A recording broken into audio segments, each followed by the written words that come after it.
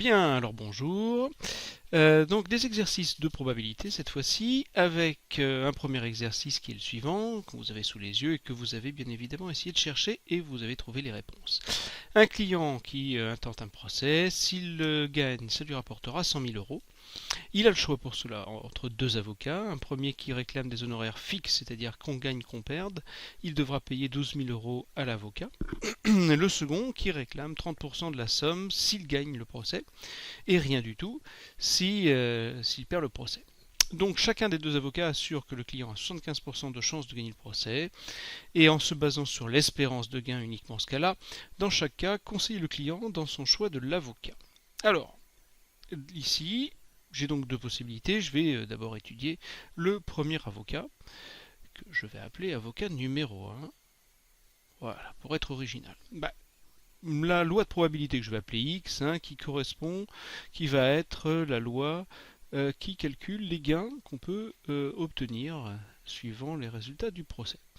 Alors, je vais l'appeler donc X. Les valeurs possibles pour X sont, suivant si vous gagnez ou si vous perdez, soit 100 000 euros moins les 12 000 de frais d'avocat, ce qui nous fait 88 000 euros en cas de victoire.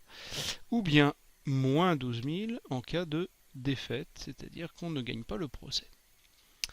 Quelle est la probabilité de gagner? On a lu que c'était 75%, donc 0,75.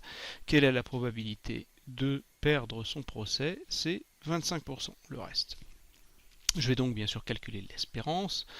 L'espérance ici, vous savez que c'est donc 0,75 fois 88 000 et moins 0,25 fois 12 ou 12 000 fois 0,25. Ce qui nous donne, j'ai trouvé que l'espérance valait 63 000 euros. Voilà, donc on peut espérer gagner 63 000 euros en prenant cet avocat. Avec l'avocat numéro 2, cette fois-ci, c'est assez tentant puisque, alors je vais changer le nom de la variable, je vais l'appeler Y. C'est assez tentant puisqu'on sait qu'on ne peut pas perdre d'argent, donc beaucoup de gens vont faire ce choix.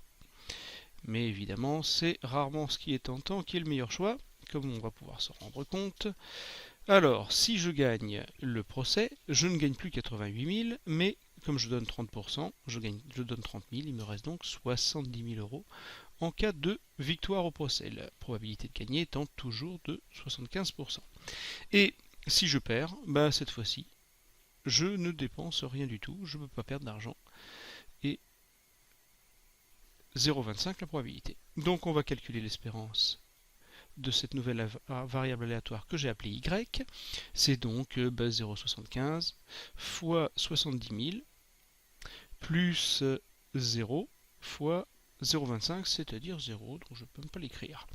On trouve 52 500 euros. Donc, de manière évidente, quel est l'avocat qu'il faut choisir si on veut avoir la plus grande espérance? C'est l'avocat numéro 1. C'est lui qui est à choisir. Tiens, je pensais avoir changé de couleur. Ça marche pas. Bon, c'est pas grave. Voilà, donc le choix. Avocat numéro 1. Maintenant, dans la réalité, les gens seront très tentés de prendre l'avocat numéro 2 puisqu'on ne peut pas perdre d'argent. Donc il existe même des études qui ont été faites, je crois même une théorie qui a étudié cela. Il y a la prise de risque qui rentre en compte et donc les gens font un choix pas uniquement sur l'espérance de gain, mais également sur le risque encouru. Voilà pour ce premier exercice.